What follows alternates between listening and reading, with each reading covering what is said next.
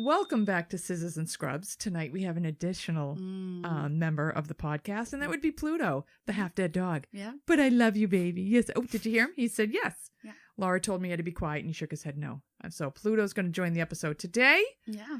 And today, well, we just had Miss Swift come through Foxborough Stadium. I wish I could have gone. I'm not, I went once. I'm good. She doesn't do it for me. And I know I'm probably going to have a million Taylor Swift fans like, no, because nobody listens to this. But I'm not, I could take her or leave her. It was a good concert. Yeah. It didn't stick up in my head. It's the best thing I've ever seen. But she came through and it was a wild fucking 3 days while she was here. You couldn't go near Foxborough? No. And poor people like Vienna's girlfriend, she got the rain night. And when you say the rain night, it poured. Torrential. It poured on them. Yeah. So we decided to cover some concert mishaps. Not even mishaps, just shit that happens at concerts. Well, concerts, a big summertime. Yeah, it's a big summertime thing. Big summertime series. Yeah. Concerts I wish I had seen. The Who. No. Led Zeppelin. No. What I'd give to have seen Led Zeppelin in concert. I would see neither of those. Oh, in a fucking heartbeat. So I saw the Rolling Stones. I used to work at the Garden. Mm-hmm. I bring food to the suites, and I don't know, I was 18 or something, and the Rolling Stones were there one night. I want to say the Who might have been there too. I was literally like, who pays money to see this? They were so boring. They didn't move. Right, no, because they were old when you saw them, but this was when I was 18. They're still touring. I know, and they're in their 70s. He just had fucking heart surgery. I mean, I just don't like that music anyways, but right. I love rock and roll. All these people just paid all this money to see this. What I would give to see Zeppelin or Who in their heyday, when they were the biggest bands going. No. It must have been fucking amazing. Anyway. They're not my thing. Oh, I love it. Best concert I've ever been to. I love Billy Joel. Great fucking concert. Billy Joel. He was Billy Joel. Pink. Great fucking concert. Pink is awesome. Yes. She's awesome. She literally blew my mind. Yeah. I thought that was a great show. Such a performer. Ricky Martin was a great show. I bet he was. I loved Ricky Martin. I was dancing. Fucking loved it. Pink Floyd was amazing. They don't move, but the visual effects, it was pink flying pigs floating around. You high as a kite. It was amazing. I hate Pink Floyd. I love Pink Floyd. I hate Pink Floyd. Also, Laura, another thing, I'm like, are we friends? What am I at the dentist? You know how we're friends? It's so boring. Because I'm like Mike. Yeah. I like the things Mike like, and you're married to him, so I'm your female Mike. Why do I have two of you? It's awful. Because secretly you do like all this shit. No, I hate it. I think you see. He made me go to the stupid Museum of Science. Pink Floyd, I would go there in a second. I used to go to the Zeppelin run all the time. How long is this? How long does this go on? But I like both because I went to see Pitbull, Lynn Auditorium. Yeah. He's amazing. But that's fun. It is fun. Yeah. But I also like rock and roll. I am a rock and roll girl. And you'll never see rock and roll like you saw in the 70s and 80s. You'll never see it again. Yeah. Those days are done. Journey. We'll see Journey in a second. Go see him a fucking second. I want Steve Perry back though, but he's old. I was born in the wrong time. I was born in the wrong time. I should have been born 10 years earlier. You know who's excellent in concert? And I don't care. I'll fight all of you. New Kids on the Block. Excellent concert every time. They're going to come up tonight, Laura. Okay. We're going to talk about New Kids. It's an excellent concert. It is. I am not a New Kids fan. I don't know one fucking song. And I go to their concerts with you, and I love it. I have a great time. Much fun. I don't know any of their songs. Yeah. And Laura sings what La La La Tonight. Tonight, best song for the rest of the night. She'll sing that song, it's so good. All night long. She'll start singing. It makes me so happy. All right, so we're gonna talk about concert amnesia. Why do people faint? Look at the way your dog is looking at me. Why people faint during concerts? Mm-hmm. What's the other hearing loss? Hearing loss during. Oh my God! The ringing in my ears after some of these shows. Mm-hmm. And we're going to discuss the concert tragedy of 1979. And I'll tell you how that even came up in my head. Okay. So you are going to take it away, Sparkles. Taking it away. I am doing post-concert amnesia. I got this info from Insider.com and Psychology Today. So like you said, Taylor Swift was just here. Swifties. She's still on tour. The Swifties are going nuts. So some Taylor Swift fans are reporting post-concert amnesia on social media. Many are quoted as saying, I know I was there, but it literally feels like I was in a dream. It doesn't feel like it actually happened. Can too much excitement be tricking their brains into thinking it's in trouble? That's the question from psychologists. Some Swifties have been having a hard time holding on to the memories of the Eras Tour show. They're saying it's like an out-of-body experience and that it didn't really happen. And the only reason they know what happened, that it happened, is because of the $950 ticket price that came out of their bank account. Ridiculous what the ticket prices are now. I know. Some are saying that they feel guilty not being able to remember important moments of the concert. And some are saying that they felt like they were disassociating from the concert itself. One fan said that she forgot one of Swift's surprise songs. Like every concert she does a surprise song, and it's the one like it was the one she wanted her to play. So she's like, oh, I hope she plays this tonight, and it was that one that night. And she said she literally doesn't remember it happening. The only reason she knows it does because her friend videotaped her singing it the whole 5 minutes. Like the girl is singing along with Taylor Swift. She doesn't remember it at all. The only reason she knows it is because there's a video of her. This isn't just an Eras Tour specific event. There are many accounts of fans being unable to recall details of important concerts to them. My husband Mike is one claiming he has amnesia. He has been saying this shit for years, and I ignore him. What concert do you forget the most? All of them. Literally, Paul McCartney. He didn't move once. It was like he was in a catatonic state. That's how Vienna is. She just sits there. Who doesn't move their head to music? I've seen Prince twice. I could not tell you one song he played. I mean, because one of his concerts, all he fucking played was weird shit nobody listened to. Probably because you fell asleep. No recollection. I love Prince. Shut up. Laura, I won't listen to you defame Prince. He can't remember a concert ever. I can. David Bowie with 9 Inch Nails. Couldn't tell you one thing about the show. David Bowie. Was he dressed up as Ziggy Stardust? I have no idea. He doesn't know. I have no idea. It's like he wasn't there. Oh my God, Mike. This is embarrassing. Mm-hmm. Ewan McNay is an associate professor of psychology at the State University of New York. And he says that this state can happen anytime you're faced with a situation with highly charged with emotions. He said some people even forget their first dance at their wedding. It could be because the body is misinterpreting the signs of excitement, like jumping up and down, screaming, crying, with a fight or flight situation, because that's like the same reaction you'd have in that. Screaming and crying and losing your mind at a Taylor Swift concert, your body may think, hey, we're super stressed out and we're on our way, like running away from a bear or something. I clearly have no emotions because I remember all of this shit. I've never been that emotionally charged. I know. And in that situation, you aren't creating memories. If you are in a fight or flight situation, your brain is not trying to create memories. They don't want to remember this part. Right. Your body's just trying to survive. It is hyper-focused and will not remember. Another explanation for the amnesia is fans are flooding their brains with way too many chemicals, like that your body makes, not drugs. And then neurons then start firing like indiscriminately, making it really hard to create new memories because your brain is just losing its mind.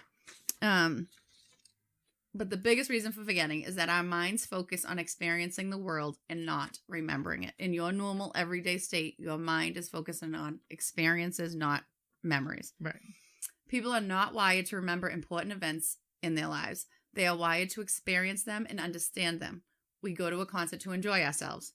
Not remembering is actually a tribute to being in the moment and fully appreciating the music. I think that's great, though. Yeah. Instead of sitting there with your phone. Like, when people are, like, looking at shit through their phone, put the fucking phone down and watch it. You're here. Right. Right.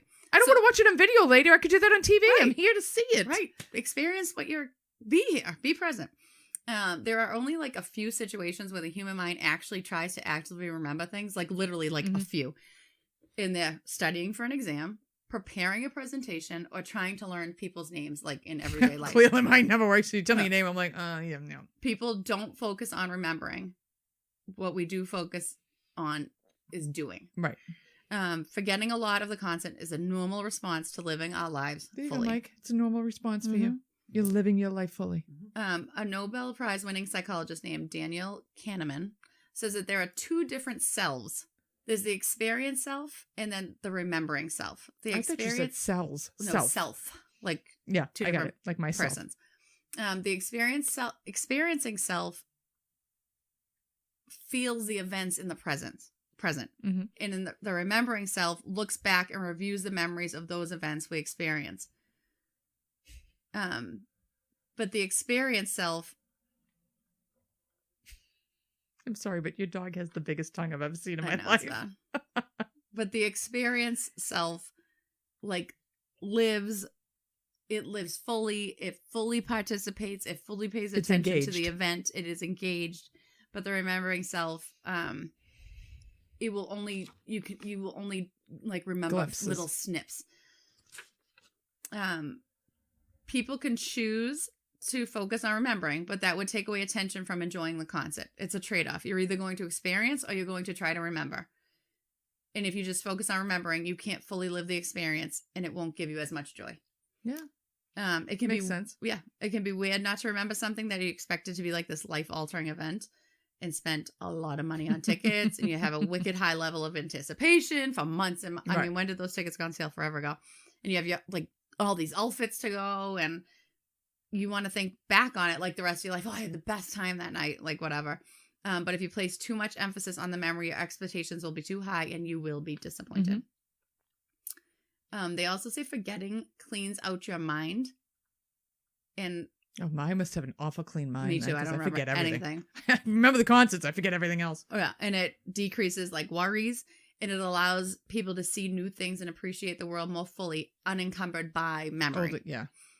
So forgetting allows us to live in the moment and pushes away memories that might distract us. We live our lives to appreciate, understand, and react, not to remember.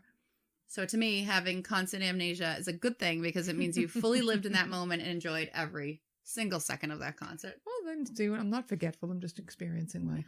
So I think these people who can't remember really They got their money's worth. You got your money's worth because your body was like, yeah. Well, I can remember watching videos of Frank Sinatra when he was 10 pounds and skinny, and the Beatles and Elvis, and people literally just fucking passing out. Screaming and passing out. Yeah. So I chose to go with why are people fucking passing out at concerts? And funny enough, these two German guys, that it's published in the New England Journal of Medicine, and I got excerpts from that. So, two German doctors, Thomas Lempert and Martin Bauer, decided to investigate why people are fucking passing out at concerts. But of course, they're German, so they said it a lot nicer than I just did. And they published their findings in the New England Journal of Medicine. They talked to 40 of 400 girls that fainted at a New Kids on the Block concert in Berlin. The girls... In Berlin? In Berlin. I mean, I could see if it was in Boston, but... Berlin, baby. Wow. La, la, la, la, la, la, Berlin. They were between the ages of 11 and 17, and they were all brought to the medical tent for passing out. Oh, my God. Some, quote, victims claimed the anxiety provoked them when they felt squeezed, choked, or trapped in the middle of the crowd. So some of them passed out because the crowds were so intense, and if you've ever been in a crowd like that, which we'll talk about actually later in the episode, it just overwhelmed them and they passed out. Others said that they became so overwhelmed with emotions that they hyperventilated and experienced unusual breathing and just fucking went down like a sack of potatoes. 40% of them said that they lost blood from prolonged screaming. They were screaming so long and so loud that they passed out. And what they are like saying... they weren't breathing in. They were just... Yeah, so what they're saying is the act of your body actually doing that, it contracts your blood vessels and you're only exhaling at a lower rate. You're not like... When you're screaming, you're like... You know? And it vagals you. You get a vagal response from it and you pass out. So... I don't have a lot on it, because but that's what they said, that it was either from people feeling hyper anxiety from being crushed in, or from vagaling out from screaming so loud. That's crazy. Or just being so overwhelmed with emotion, they just went down. Yeah. I mean, if you look at the Beatles, oh my God, girls were dropping like flies when those guys walked in. And God bless. Not cute. They're not cute. And when I know it was the 60s, but the music wasn't even that great. Yeah. The Beatles weren't around that long when you think about it, like what, 6-7 years before they were done by 1970. Yeah. They were broken up by 1970. It was just such a Yoko Ono, may she die in hell. But they were huge. Yeah. They were huge. Yeah. You know, it's just crazy. It's crazy. They were showing videos of like girls at this Taylor concert, and they were like this girl was videoing like these girls behind it, and I think she put it on like social media, like, I hope this finds you guys so you can see this. They're standing there, the girls, and they're like covering their mouths, like when she's about to come on the stage. Like the their whole bodies are vibrating, Mhm. like just shaking. And I'm like, oh my God. Like, I know you get excited, but it's like, Ridiculous. I'm surprised those girls didn't pass out because like their whole bodies are like shutting down. I took Vienna to see One Direction. Mhm. And it was like their last big show. And we were at Foxborough. So we're on the side by the stage. And my brother was actually driving buses for them at the time. And so we had decent seats. So I wasn't like front row. You're not going to get any of those, but we were close to the stage. So between where we were sitting and the stage was like where the team would come out. Yeah. You know, whatever those alleyways were. And where the band was behind where we were sitting, and you could see them walking to the stage. Harry Styles decides to walk to the stage. It started at the top from the first people who could see him. I have never heard screaming like I heard at that concert. No. It was a shrill because Yeah. they're all fucking 10 years, 12 years old. And as soon as he disappeared, it stopped. He had to come back. The screech, it was like nothing I have experienced in my life. I'm like, how did they even get that high? The pitch was I know. ridiculous. And I just can't even fathom if he had been dropped in the middle of that crowd, they'd have torn him apart. Oh yeah. They would have literally torn him apart and killed him. Yep. So that's fainting. Yes. That's why you faint. That's why you It's faint. very You're like completely fucking overwhelmed. My pants are making me crazy. I need sweatpants. that. Oh boy. They're making me crazy. All right, so you're at these concerts. Everybody's fucking screaming in your ear. Mhm. You're in a closed-in area usually. You're sitting next to the speakers that the bass is like 8,000 times too much. And you leave, and you either have the ringing or the wicked stuffiness in your ear. Both. I get both. I don't usually get the ringing, but I get the ringing stuffiness. for hours. Like I'm like, ha, ha. Like it feels like there's cotton in my ear. Yeah. I feel like that when I'm actually in it. Like when we're in the garden, you get up in the rafters. I feel like at the New Kids, I feel like stuffed. I don't feel like it during it, but when I'm like walking out, then I start to feel it. And that's not good. No, I know. So noise-induced hearing loss happens when the structures of the inner ear are damaged by loud noises. That's why I'm deaf to my concerts. Everyday sounds in our environment, like traffic, TV, background noise, whatever, are at safe levels. You're not going to get hearing loss from them. But sometimes sounds become too loud. Over 85 decibels is too loud. It will cause hearing loss. And that can lead to noise-induced hearing loss. It is preventable. It is not, you can't fix it. You can't go back and make it better, but it is preventable. People of all ages can develop it. People who attend concerts, which are normally over 100 decibels, or listen to music with headphones in at very high volumes, my children, are more susceptible. People who have jobs in fields like agriculture, carpentry, mining, oil extraction, construction, military. Those noises are at very high decibels. Brian has permanent tinnitus from working on the flight deck of an aircraft carrier. And permanent that is tinnitus. You're not gonna not get it. He's like, it never stops ringing in my ears. No. That would make me insane. I know. NIHL is common and affects 5.2 million children and teens between ages of 6 to 19 and 26 million adults between the ages of 20 and 69. It is very common. The part of the ear that's affected by very loud noises is the cochlea, and the loud noises like kills the hair. Yes. That's back there that waves with the sound, the cilia. And that, it's like a brain cell. It never grows back. So once you kill it, it's gone. So if you do, if you go to one concert, a couple little hairs are gone, fine. Your hearing will come back, whatever, but you do have some damage. The more you do it, the more you go to them, the more you lose. The more it happens, the more you lose, and it becomes hearing loss. It can be caused by a single event, like a really loud gunshot next to your ear, or exposure to loud noises over time, going to 1 million goddamn concerts. I did it. Also, a single loud noise can cause immediate hearing loss, but research suggests that significant noise-induced hearing loss usually develops after 10 or more years of exposure. Then you're going to notice, I can't hear in between. Depending on why you developed NIHL, your symptoms can be immediate or they can develop slowly over time. The most common symptoms are inability to hear high-pitched sounds, muffled or distorted speech, tinnitus, which is ringing in your ear, and a feeling of fullness or pressure in the ear, which is what I usually feel after. The symptoms can last minutes, hours, or days after noise exposure ends. even if your hearing goes back to normal after a little while, you still have damaged the cells in your inner ear. If you have any of those symptoms, you have damaged the cells in your inner ear. I used to have the ringing for hours after a concert. With enough, like I said, with enough healthy cells that are left, your hearing comes back to normal. But over time, more exposure, less and less healthy cells are left, leading to hearing loss, which is permanent. In most cases, an IHL is treated with hearing aids. But if your hearing worsens over time, having hearing aids may not be enough, and they might suggest cochlear implants.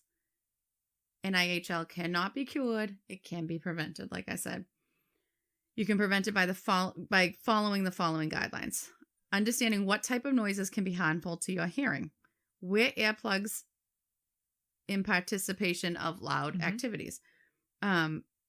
Avoid playing music at loud volumes. If you can't protect yourself from the loud noise, move as far away from possible as. If you're in a concert and you're sitting next to the speaker, move. Yeah. You know, if it's open floor, move away from the speaker. Pete Don't sit Townsend on from top. The Who, deaf as a hat.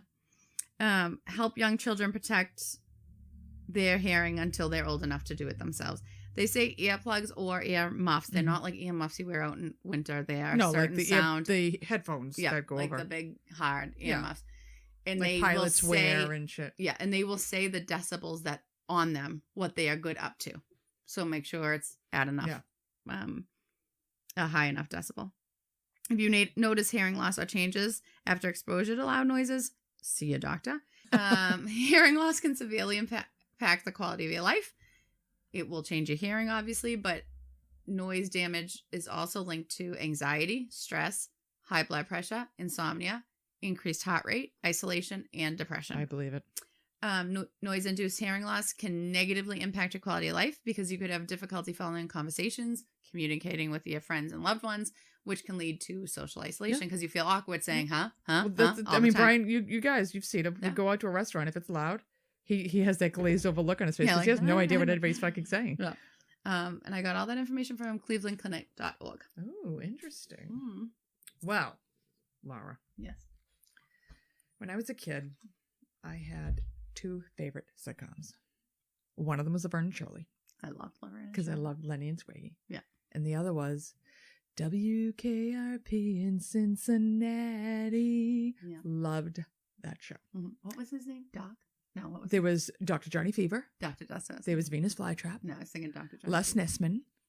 Herb Tarlick. Well, I've got Lonnie Anderson's character's name. Oh, yeah, Lonnie Anderson. She was the hot blonde. Yeah. And there was another woman. Was it Bailey? I think it was Bailey. I don't know. I was thinking of that Dr. Johnny. The hot guy, Travis. Travis was hot guy. So one of their episodes I remember watching, they were talking about this Who concert that was coming to Cincinnati. Mm-hmm. Who, at the time in 1979, was one of the biggest fucking bands out there. Mm-hmm. They were like gods of rock. It was Led Zeppelin, Who, Rolling Stones. They were your top three. And they were coming to Cincinnati for the first time in a long time. And, you know, the whole episode, they're talking about this concert.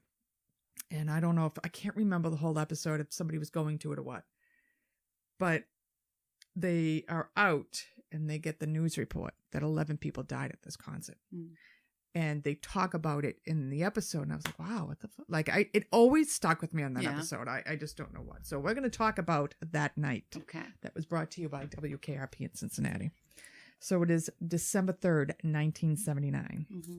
And The Who, one of my favorite fucking rock bands ever, Laura. I don't even know what they sing.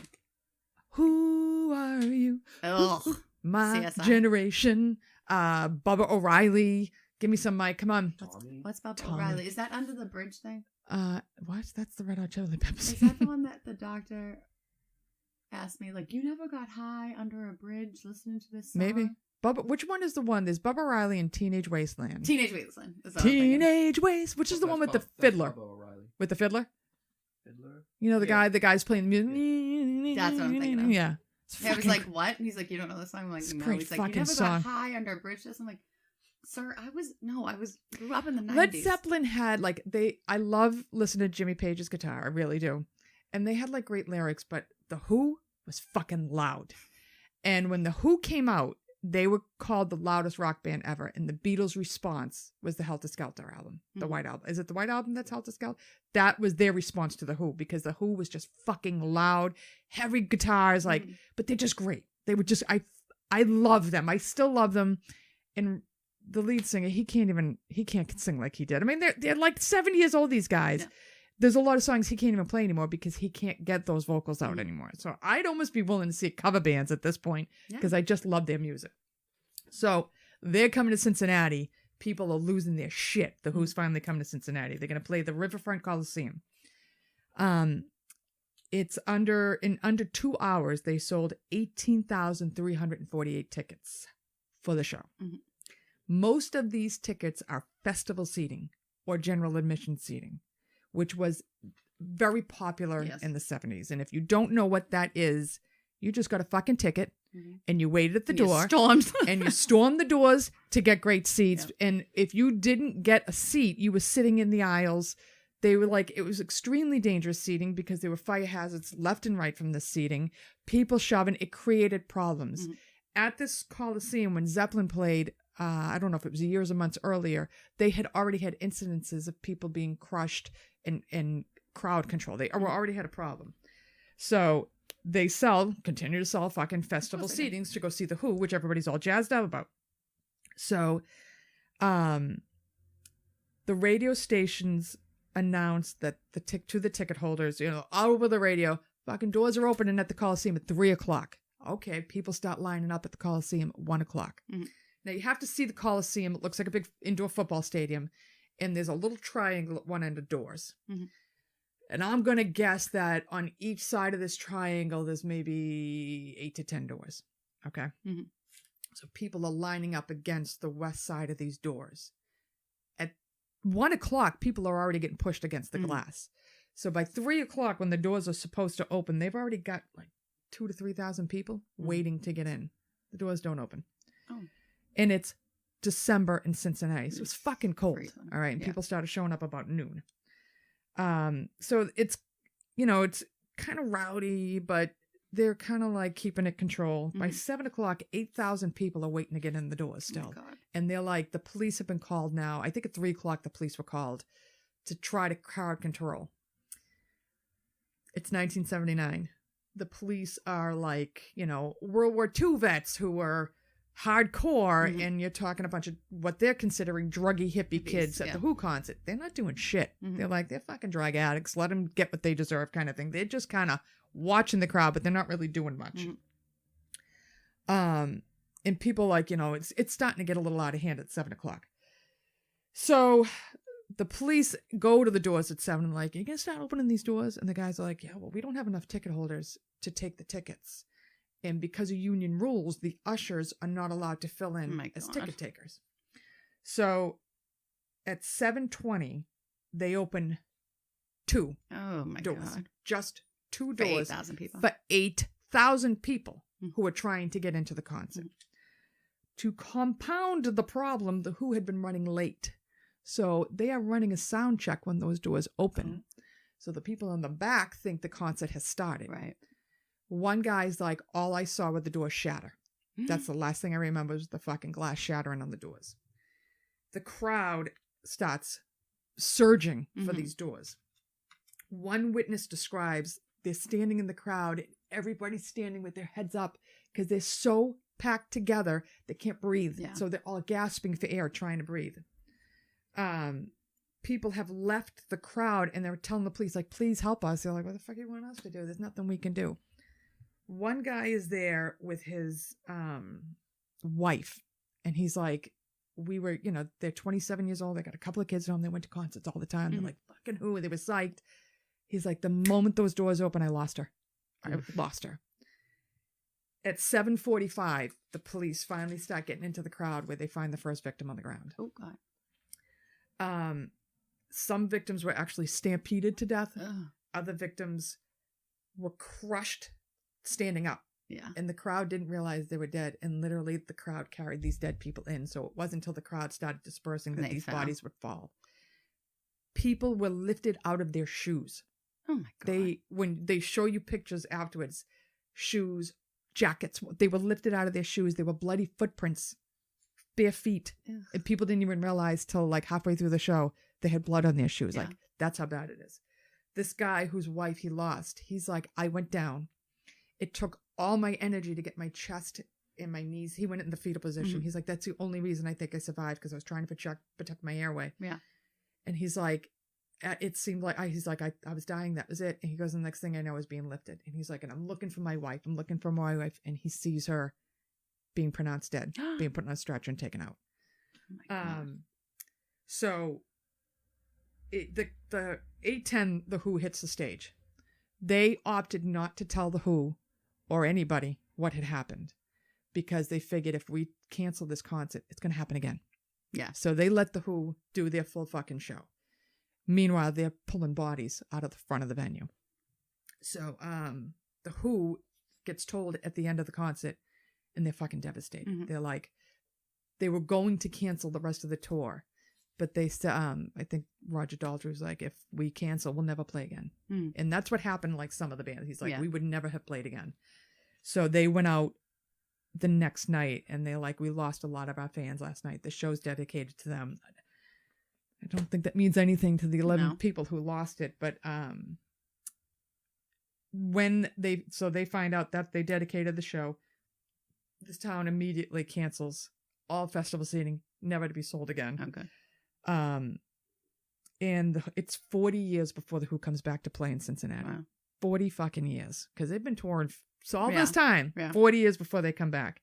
And they now have a plaque in the front of this. It took them like 30 years to put it up with all the names.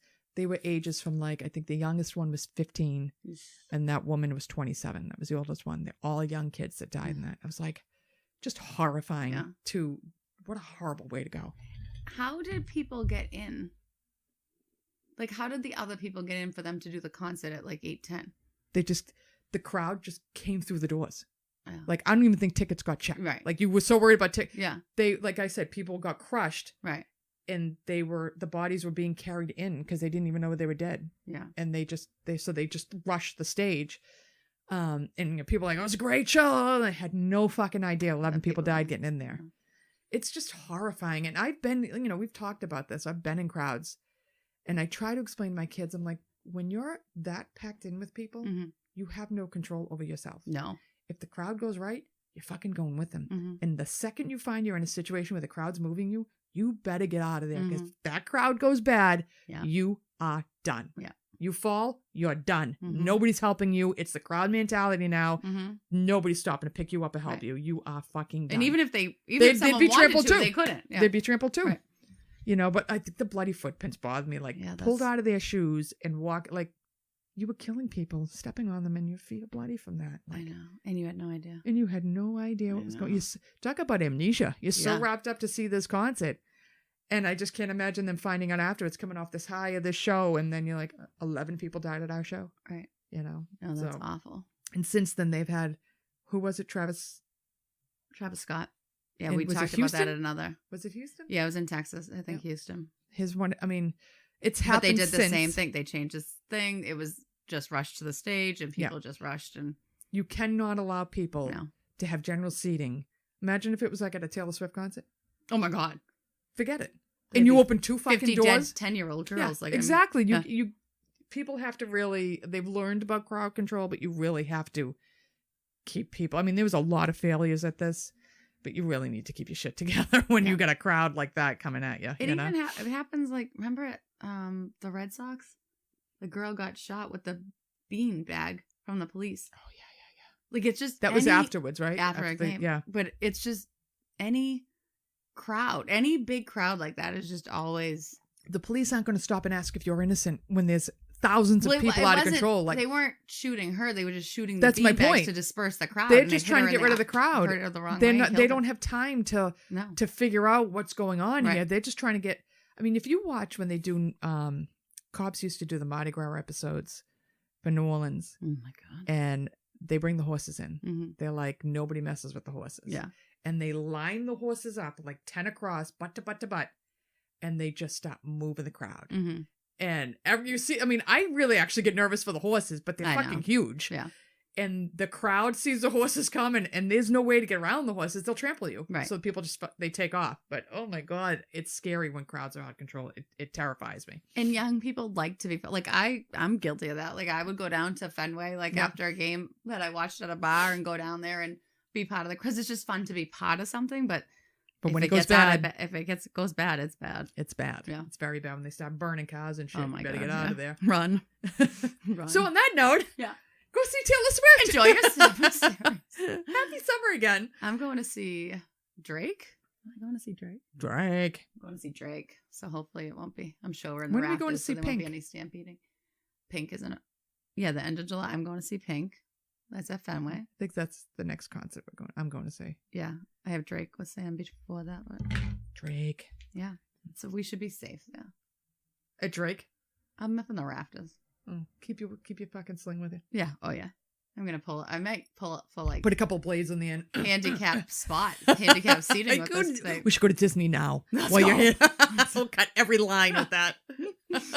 I might wear it and be like, I need special seating. I guys. can't. I mean, I'm going to go on the roller coaster with my sling. I might do it. I'm gonna try it. All right. Like I keep telling you, write us in. We need episode ideas for the summer. Yeah. Hi, Pluto. Pluto's just watching us. He is an active member of this podcast. Is he? He is an active member of this podcast. He has his sparkly star bandana on. Has sparkles all over it. With his big soulful eyes. They're Poor like thing. they're bigger than his whole face. They are. And they're like, he's got like blue eyes, one blue one way, one blue the other. They're all really like fucking does. Marty Feldman eyes. So he's like, I don't know if he's really looking at you or the I don't know what he's looking at. I don't know. He's awful cute though. Yes, you are. All right. Have a wonderful, wonderful week. Whatever it is, and we'll talk to you in a couple weeks. Bye. Bye. Like, subscribe, rate, and review the Scissors and Scrubs podcast on whatever podcast app you listen to us on. Follow us on Twitter, Facebook, and Instagram at Scissors and Scrubs. And email us any of your stories or thoughts to scissorsnscrubs@gmail.com.